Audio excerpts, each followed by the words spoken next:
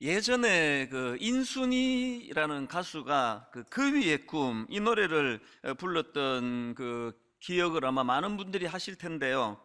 그 노래 시작이 이렇습니다. 난 꿈이 있었죠.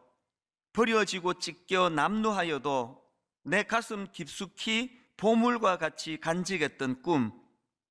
혹 때론 누군가가 뜬모를 비웃음 내 등 뒤에 흘릴 때도 난 참아야 했죠. 참을 수 있었죠. 그날을 위해.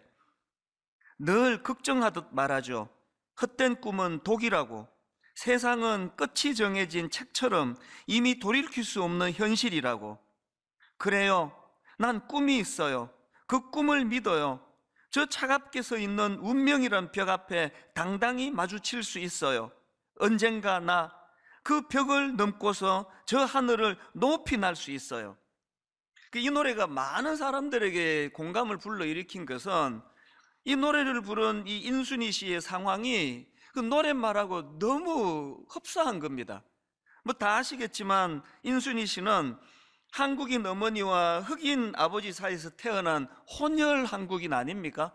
뭐 지금은 많이 좋아졌지만 그 당시로는 이 혼혈인에 대한 사회적인 편견이 뭐 얼마나 심했습니까? 그러니까 그 어린 시절에 뭐 자라는 과정 자체가 상처 뭐 그 덩어리일 거라고 생각합니다.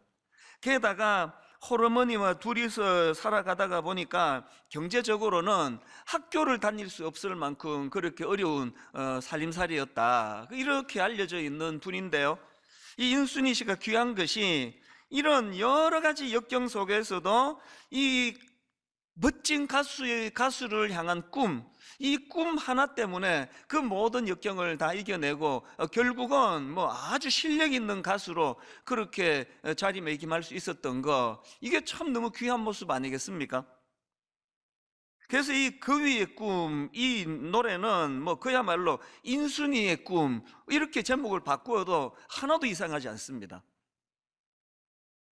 제가 오늘 본문 말씀을 묵상하다가 이 노랫말이 생각난 이유가 있는데요. 오늘 우리가 다루게 될 이 겨자씨 비유가 바로 하나님께서 우리에게 주신, 이 땅을 살아가는 우리 모두에게 주신 하나님의 꿈이라는 사실입니다. 자, 본문 마가복음 4장 30절부터 보십시오.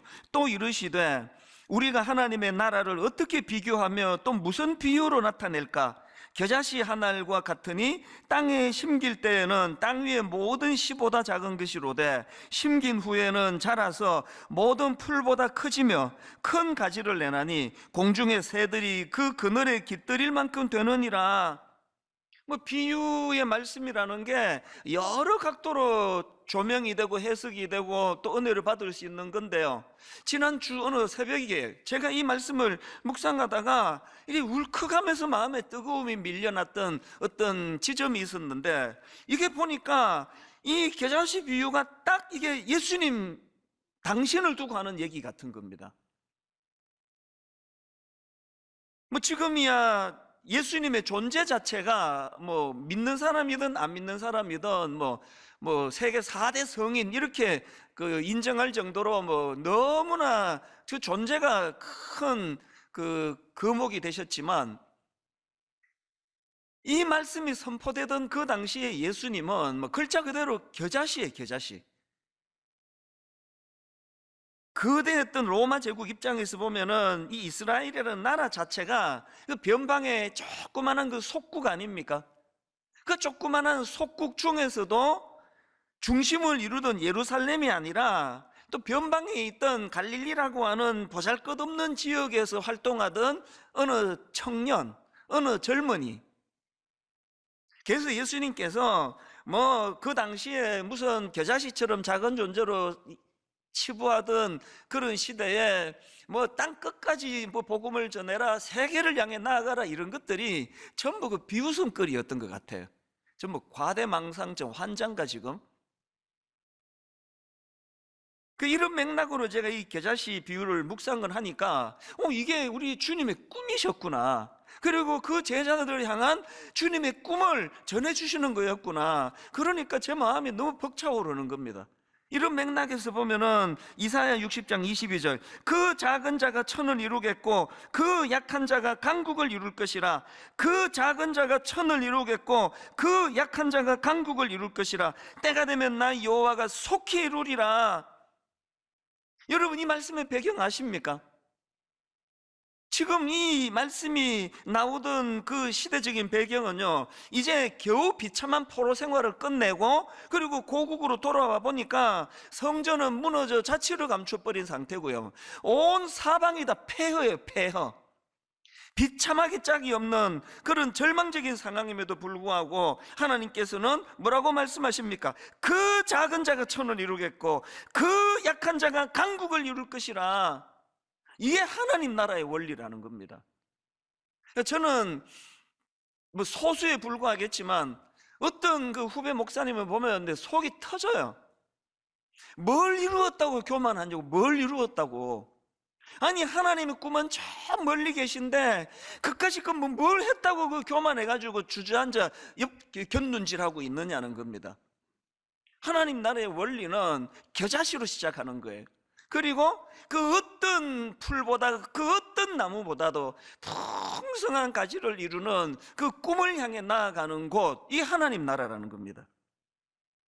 이런 맥락에서 보면은 히브리서 11장 1절 세 번역입니다. 믿음은 바라는 것들의 확신이요, 믿음은 바라는 것들의 확신이요, 이루어진 거 아닙니다. 보이지 않는 것들의 증거입니다. 너무너무 내 마음이 벅찼던 것은 20대 초반에 여러 번 말씀드렸잖아요. 겨자씨만도 못한 존재였습니다. 영어를 잘할 줄을 압니까? 저를 그냥 후원해주는 든든한 아버지가 계시기를 했습니까? 그저 하는 일이라고는 랭귀지 스쿨 다니고 유태인 밑에서 변기 청소하고 눈 치우고 최저임금 받으면서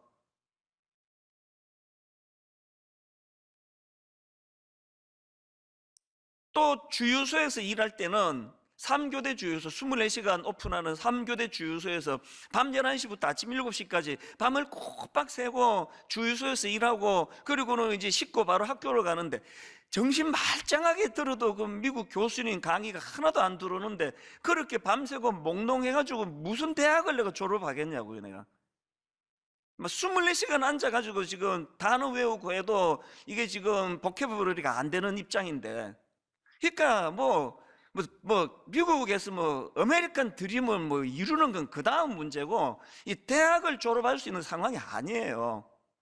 너무너무 겨자씨처럼 초라하고 비참한 상황인데 하나님께서는 제 마음속에 무엇을 심어주시느냐. 오늘 본문 말씀, 아까 읽어드린 이 말씀에 빗대어 말씀을 드리자면 그 작은 자가 천을 이루겠고 그 약한 자가 강국을 이룰 것이라. 믿음은 바라는 것들의 확신이요, 보이지 않는 것들의 증거입니다. 계속 꿈이 꿔지는 거예요.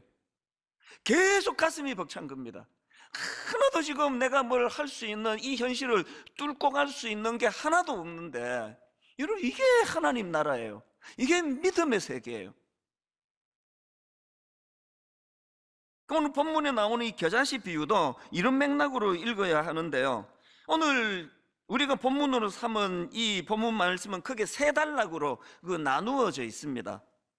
첫 번째 단락은 21절부터 25절까지 말씀인데요, 이 첫 번째 단락의 핵심을 한마디로 정리하면 이렇습니다. 하나님의 말씀을 좀 주의 깊게 들으라. 이 첫 번째 단락의 강조점입니다. 자, 21절 22절, 또 그들에게 이르시되 사람이 등불을 가져오는 것은 말 아래에나 평상 아래에 두려함이냐 등경 위에 두려함이 아니냐. 드러내려 하지 않고는 숨긴 것이 없고 나타내려 하지 않고는 감추인 것이 없느니라. 이 말씀의 핵심은요, 하나님의 나라의 비밀은 감추어 두는 데 목적이 있는 게 아니다. 가능한 한 널리 알리는 데 목적이 있다. 그 내용이고요. 그 다음 24절도 마찬가지입니다. 또 이르시되 너희가 무엇을 듣는가 스스로 삼가라. 너희의 헤아리는 그 헤아림으로 너희가 헤아림을 받을 것이며 더 받으리니, 이 말씀은 너희에게 무슨 말씀이 들려지든지 주의해서 들어야 한다. 이걸 강조하는 말씀이거든요. 그러니까 이 첫 번째 단락인 21절부터 25절에서 강조되는 말씀의 포인트는 이겁니다. 비밀을 얻고 못 얻고는 듣는 자의 태도에 달려있다. 그만큼 듣는 자의 책임이 크다. 이걸 지금 강조하는 말씀이 첫 번째 단락입니다. 그런가 하면은 이 두 번째 단락은 26절부터 29절까지인데요. 이 말씀의 포인트는 뭐냐? 하나님 나라는 하나님의 주권적 통치에 의해 이루어져 가는 것이다. 이걸 강조하는 포인트입니다. 자, 26절. 또 이르시되 하나님의 나라는 사람이 씨를 땅에 뿌린 것 같으니 그가 밤낮 자고 깨고 하는 중에 씨가 나서 자라되 어떻게 그리 되는지를 알지 못하느니라. 땅이 어떻게 해요? 스스로 열매를 맺되. 여기 보면은요, 이게 주님이 지금 과장법을 구사하시는 거 아닙니까? 농부가 하는 일은 씨 뿌리는 것 말고는 아무것도 없습니다.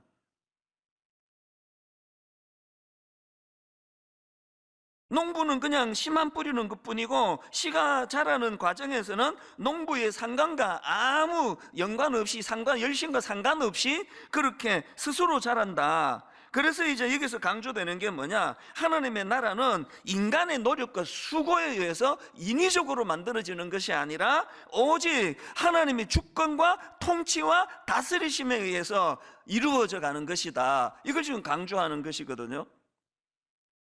저는 이 말씀을 묵상하면서 요즘에는 이제 올 연말이면 29교회로 이제 분립이 되다 보니까 저의 개척 초기 생각이 많이 납니다. 제가 이 말씀을 묵상을 하는데, 여러분 분당 우리교회 개척 이후로 지난 19년의 세월 동안 이 말씀을 누가 부인하겠느냐고요. 인간이 했습니까? 하나님이 더 유능한 우리 동기 목사님도 많고 제 아는 목사님만 해도 뭐 어마어마한 사람이 많은데 왜 이렇게 어리버리한 저를 담임 목사로 세우셨나? 성도도 헷갈리지 말라고. 너무 유능한 목사님이 목회하면 헷갈릴 거 아닙니까? 저게 하나님이 한 거요, 저 목사가 한 거요. 우리 교회 성도는 갈등 아무도 없습니다. 설마 제가 했다고 생각하는 분 계시다면 인간적으로는 기분이 좀 좋습니다만 그분은 약간 몽롱하신 분 아닙니까? 이거 헷갈리시면 안 됩니다. 그래서 저는 분당 우리에게 19년을 요약하는 말씀은 잠언 16장 9절이라 생각합니다. 사람이 마음으로 자기의 길을 계획할지라도, 사람이 마음으로 자기의 길을 계획할지라도 그의 걸음을 인도하는 이는 여호와시니라.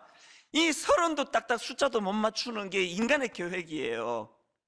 계속 30교회로 분립한다 그랬는데 분립하기 이틀 전에 일이 생기고 문제가 생기고 29밖에 안 되는 거. 그래서 내가 처음에는 이게 굉장히 힘들었습니다. 마음이.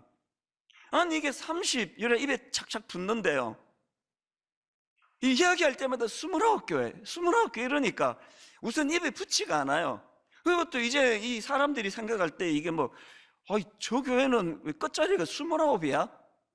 창립 29년 때 했나? 뭐 별의별 생각할 거 아니냐고요. 그래 처음에는 그게 저를 되게 힘들게 했습니다.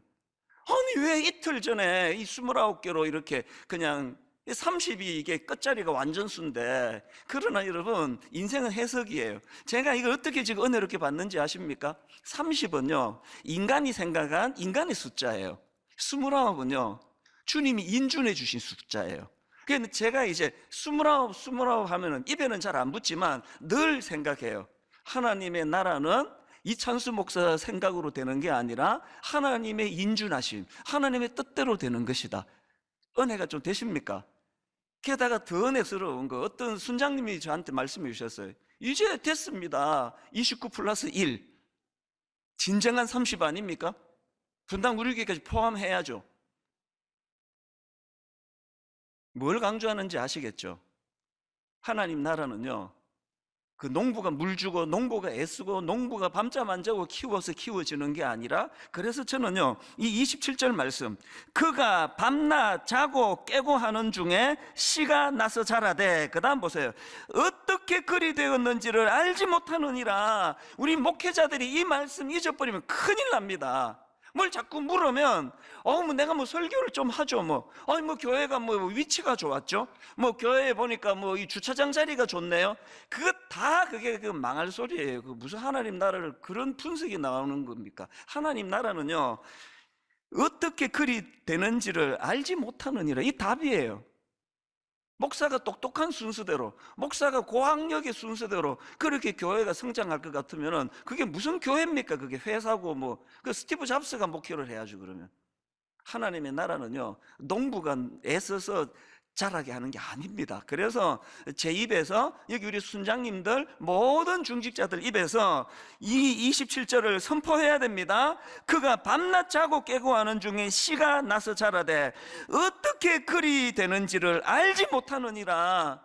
여러분의 가정이, 분당 우리 교회가, 이 땅의 수많은 교회가 하나님의 은혜 아래 이렇게 겸손하게 고백하게 되기를 원합니다. 그런가 하면 또 하나, 28절을 보십시오. 땅이 스스로 열매를 맺되 처음에는 싹시요, 다음에는 이삭이요, 그 다음에는 이삭의 충실한 곡식이라. 여러분, 여기에 순리가 보이세요? 순리가? 하나님 나라는 순리예요. 지금 코로나19를 위시해가지고 막 온갖 지금 기상이변 뭐 이런 모든 것들이 인간의 탐욕에서 나왔다는 건 이미 다 알고 계시잖아요. 교회가 왜 어려우십니까? 순리를 어긋나게 하니까 그래요. 인간의 탐욕이 들어가면 이 순리를 자꾸 벗어나려고 그럽니다. 저는 물 철학, 물은요, 지가 흐를 물줄기를 본인이 만들어가는 게 아니에요. 하나님이 만들어 놓으신 물줄기에 낮은 곳을 따라 그냥 흐르는 게 물 아닙니까? 저와 여러분 모두가 다 이 인간의 조급함을 버리고 아무리 급해도 처음에는, 또 다음에는, 또 그 다음에는 이 절차를 밟아가고 순리를 따라 욕심 없이 하나님의 뜻을 구현하는 그런 주님의 자녀들, 또 그런 가정, 또 그런 교회가 되시기를 바랍니다. 자, 오늘 본문의 구조는 이런 두 단계에 대한 설명이 있고 난 다음에, 그 다음에 이제 겨자씨 비유가 이제 선포가 되는데요. 제가 앞에서 설명해 드렸던 이 두 전제를 머리에 담으시고 이 겨자씨 비유를 다시 읽어보시면 느낌이 새로우실 겁니다. 자, 마가복음 4장 30절 32절까지 읽어드리겠습니다. 또 이르시되 우리가 하나님의 나라를 어떻게 비교하며 또 무슨 비유로 나타낼까? 겨자씨 한 알과 같으니 땅에 심길 때에는 땅 위의 모든 씨보다 작은 것이로되 심긴 후에는 자라서 모든 풀보다 커지며 큰 가지를 내나니 공중의 새들이 그 그늘에 깃들일 만큼 되느니라. 제가 오늘 이 겨자씨 비유의 말씀을 계속 읽으면서 압축해서 이 말씀에서 우리가 기억해야 될 두 가지 포인트를 함께 나누기를 원하는데요. 자, 여러분, 이 겨자씨 비유에서 기억해야 될 두 가지 포인트 중에 첫 번째가 뭐냐? 첫째는요, 이 32절에 나오는 말씀 그대로 인용했습니다. 심긴 후에는 자라서 모든 풀보다 커지며 큰 가지를 내나니. 자, 31절 32절 세 번역.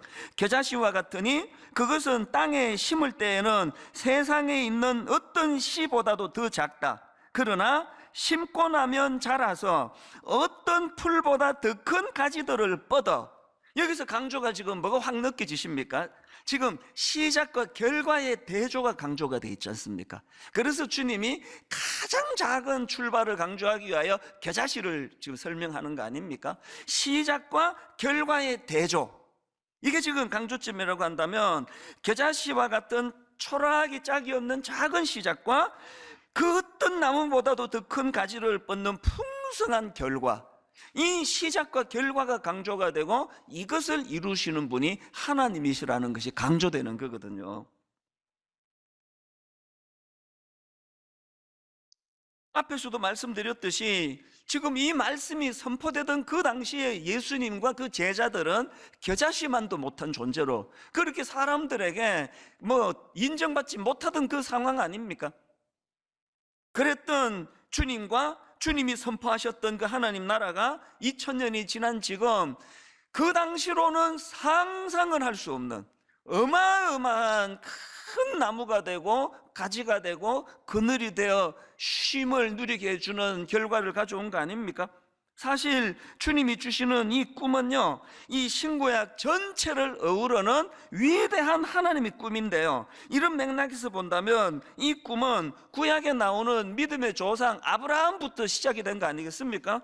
여러분, 아브라함이 받은 약속의 말씀 아시죠? 창세기 22장 17, 18절. 내가 너에게 큰 복을 주고 너의 씨가 크게 번성하여 하늘의 별과 같고 바닷가의 모래와 같게 하리니 내 씨가 그 대적의 성문을 차지하리라. 또 내 씨로 말미암아 천하 만민이 복을 받으리니 이는 내가 나의 말을 준행하였음이니라 하셨다 하니라. 지금 아브라함이 이 약속의 말씀을 받을 때는요, 무슨 바닷가의 모래는 고사하고 뭐 하늘의 별은 고사하고 자식이 한 명도 없을 때예요. 불가능하다는 상황입니다. 그래서 그 부부가 웃고 넘긴 거 아닙니까? 사례도 웃고 아브라함도 웃고 하나님의 유머가 전 놀라우시다 그렇게 넘긴 거 아닙니까? 그랬는데 여러분, 결국은 창세기 21장 5절을 보십시오. 아브라함이 그의 아들 이삭이 그에게 태어날 때에 백세라 사라가 이르되, 그 다음 보세요. 하나님이 나를 웃게 하시니 듣는 자가 다 나와 함께 웃으리로다. 맨 처음에 사라의 몸에서 아들이 태어나리라 했을 때 웃고 넘겼던 그 웃음은 비웃음이에요. 그 비웃음이 너무나 기쁘고 감사한 감격의 웃음으로 바뀌어지는 거, 겨자씨 비유 아닙니까? 제가 아까 20대 때 이야기 해드렸잖아요. 그 뭐 쓰레기 치우고 변기 청소하고 눈 오면 눈 치우고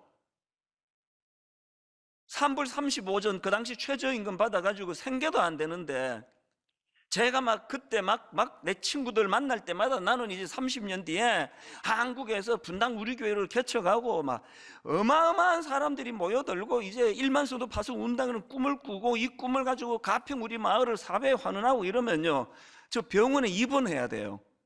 과대 망상증이라고. 그래서 그런 말 일절 안 했습니다. 그러나 어떡합니까? 꿈이 꾸어지는 걸, 가슴이 터질 것 같은 걸, 마음이 너무너무 뜨거운 걸, 끊임없이 내 마음에서 이찬수, 너 여기서 무너지는 거 아니지? 네 인생이 이렇게 끝나는 거 아닌 거 알지? 네 아버지가 금식 기도하다가 돌아가셨는데 네가 이렇게 끝내겠냐고. 계속 하나님이 겨자씨 같은 내 인생에게 꿈으로 하루를 시작하고 꿈으로 하루를 마감하게 하는 이런 놀라운 일들이 일어난 거 아닙니까? 그리고 그 꿈이 제가 꾸었던 꿈보다 한 1000배, 10,000배 너무나 하나님이 영향력 있는 사람으로 키워가시는 것을 보니까, 아까 그 농부의 심정이 똑같아. 이게 난 내 인생인데 저는 제 인생이 너무 어리둥절해요. 이 내 인생인데도 너무 어리둥절하고요, 또 저의 60대, 저의 70대가 너무너무 기대가 된다고는 여러 번 말씀드리지 않았습니까? 이게 하나님 나라예요. 이게 본문에서 기억해야 될 첫 번째 교훈이고요. 그런가 하면은 두 번째 교훈이 뭐냐? 32절 뒤에 있는 걸 그대로 인용했습니다. 그 그늘에 깃들일 만큼 되느니라. 그 그늘에 깃들일 만큼 되느니라. 32절. 심긴 후에는 자라서 모든 풀보다 크지며 큰 가지를 내나니 공중의 새들이 그 그늘에 깃들일 만큼 되느니라.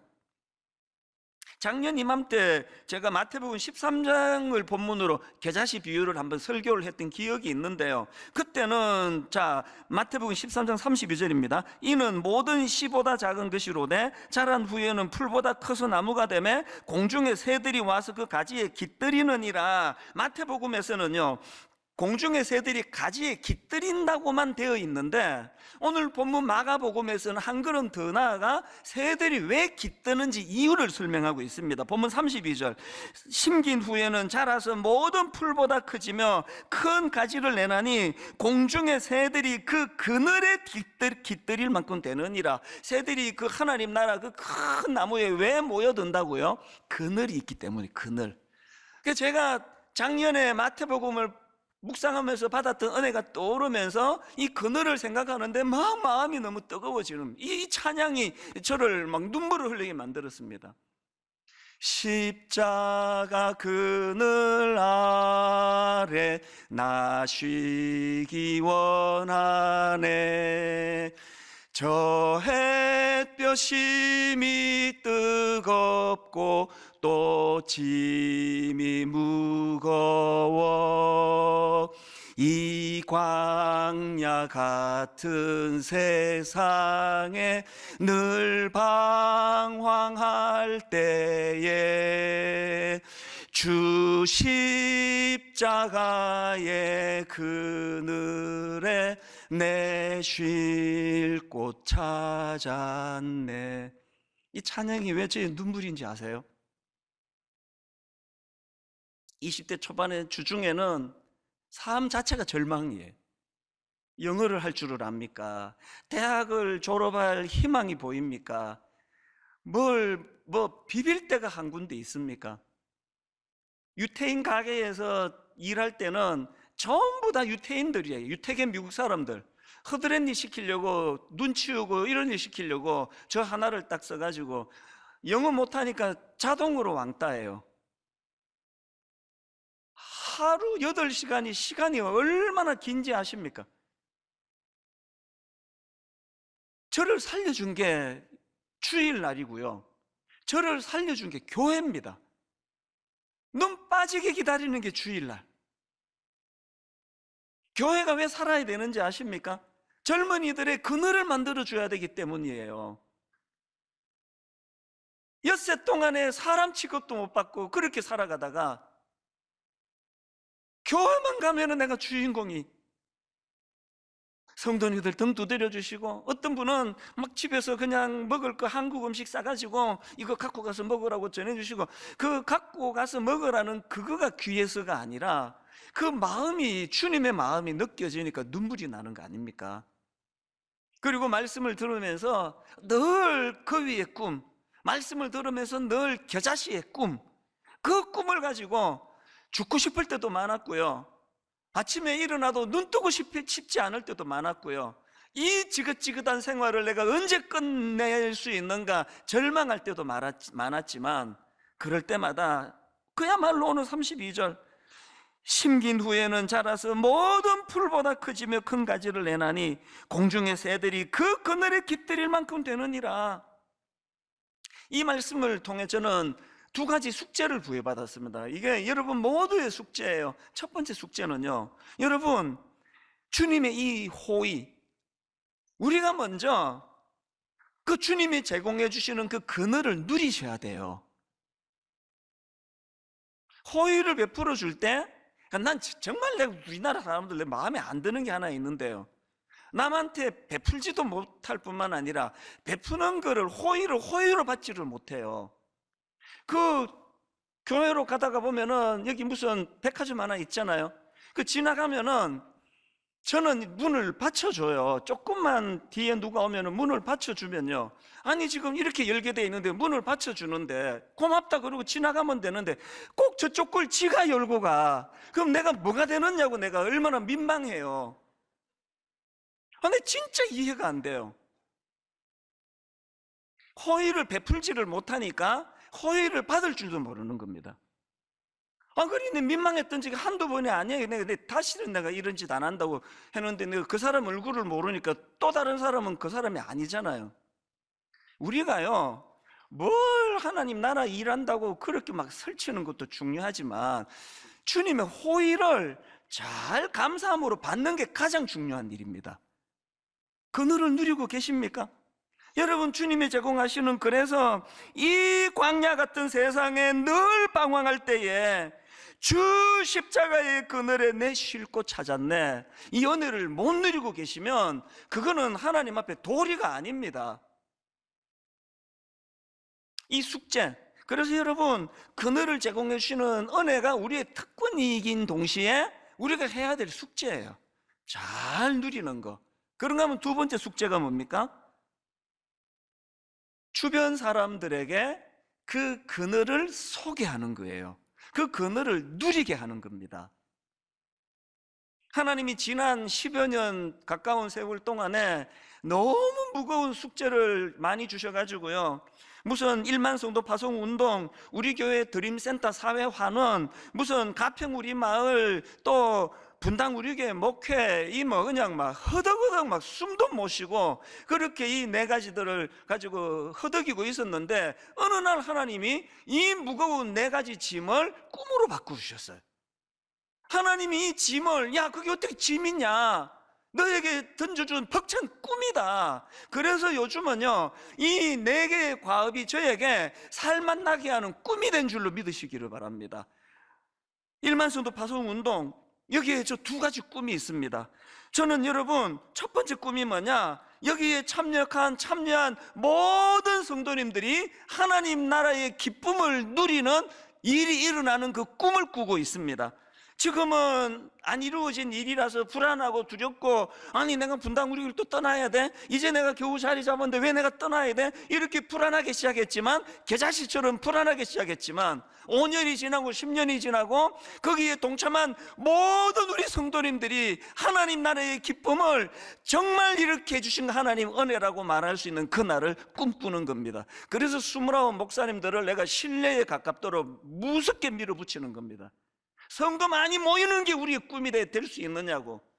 이렇게 모여든 성도님들이 주님 안에 그늘을 제공할 수 있도록, 행복을 느낄 수 있도록 우리 한번 제대로 죽어보자. 모든 걸 다 한번 던져보자. 정말 썩어지는 미랄이 한번 돼보자. 사람 숫자로 교회의 건강성을 따지지 말아보자. 그 교회의 사이즈가 커서 좋은 게 아니라 십자가의 그늘이 제공되는 교회가 좋은 교회 아닙니까? 그런가 하면은 가평 그 일만성도 파송 운동의 꿈이 하나 더 있는데요, 우리 교회만 잘 되는 게 아니라 그 지역의 모든 작은 교회들과 함께 손을 맞잡고 미자립 교회를 섬기고, 미자립 교회의 아이디어를 우리가 또 도움을 받고 같이 꿈을 나누는 이 꿈을 하나님이 일만성도 파송 운동이라는 이름으로 저에게 주셨는데, 이것이 여러분의 꿈이 되시기를 바랍니다. 두 번째 하나님이 저에게 주신 사명이 뭐였습니까? 분당 우리 교회 드림센터 사회화는 이거 놓고도 10년을 고민을 했습니다. 큰 숙제가 이게 잘 환원이 되도록 하는 건데요, 저는 지금도 꿈을 꿉니다. 장차 분당 우리 드림센터 지하 5층 지상 11층 이 모든 층들이 다 우리 젊은이들의 꿈꾸는 그늘이 되기를 바랍니다. 네 종류의 청년 기도하고 있습니까? 목회자 청년, 크리스찬 청년, 난크리스찬 청년, 장애인 청년. 그래서 저는 지금도 꿈을 꿔요. 저 드림센터가 교통의 요지 아닙니까? 버스 타고 지하철 타고 막 1층, 2층이 저 혼자 꾸는 꿈이에요. 뭐 그렇게 될지 안 될지는 전문가들이 만들겠지만 저는 그렇게 꿈을 꾸면 가슴이 벅차요. 저 드림센터 1층에 이게 뭐 크리스찬이든 난크리스찬이든 따지지 않고 취업이 안 돼 절망하는 청년들이 떠올리는 쉼터, 거기 가서 숨 좀 돌리고 와야 되겠다. 창업을 꿈꾸는데, 사회적 기업을 꿈꾸는데 어떻게 해야 될지 모르는 사람들에게, 청년들에게 정보를 제공해 주는 장소. 죽을 것 같이 힘들 때 죽기 전에 한번 들러보자. 난 가평 우리 교회 드림센터가 그렇게 쓰이기를 바랍니다.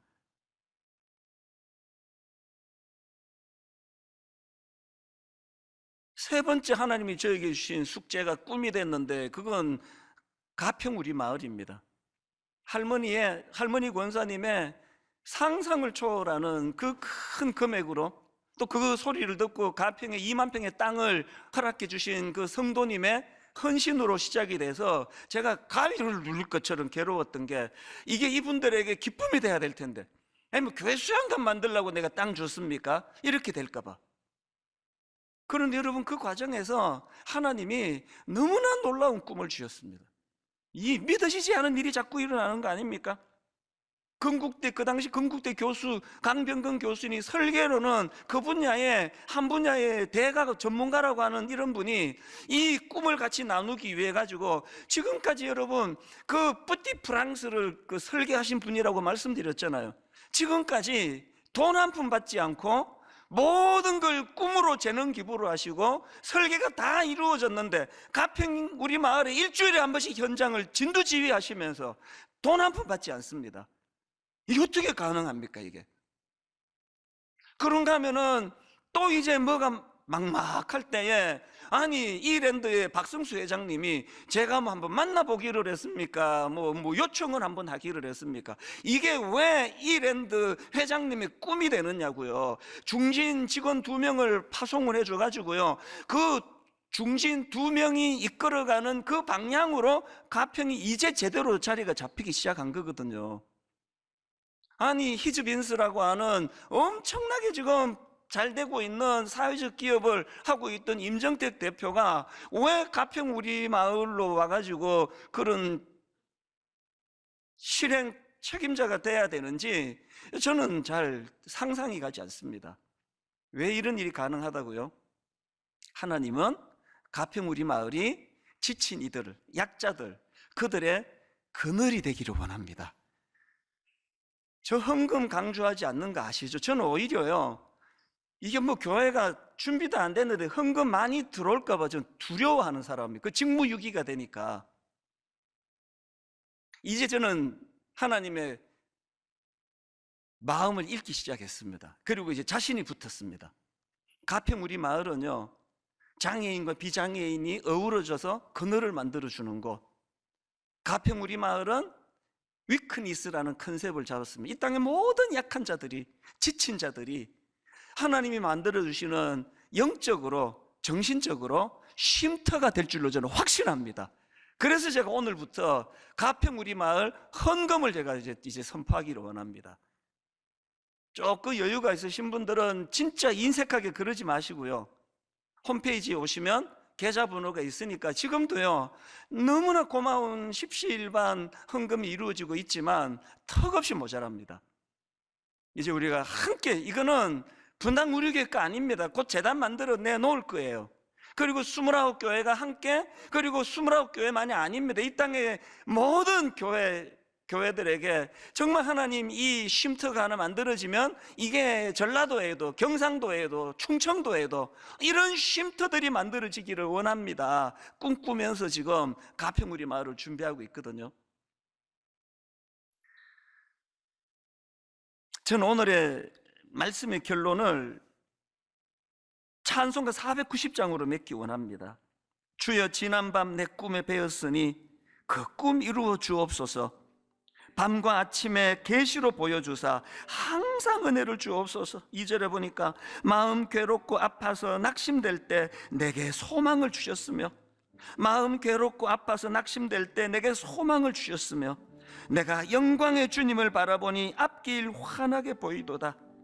심긴 후에는 자라서 모든 풀보다 크지며 큰 가지를 내나니 공중의 새들이 그 그늘에 깃들일 만큼 되느니라. 우리 모두가 다 그 복음의 그늘, 하나님 나라의 그늘을 먼저 누리시고 그 그늘을 이웃에게 소개하고 그들도 그 그늘을 누리게 하는 하나님의 사명을 가진 자녀가 되시기를 주님 이름으로 축원합니다.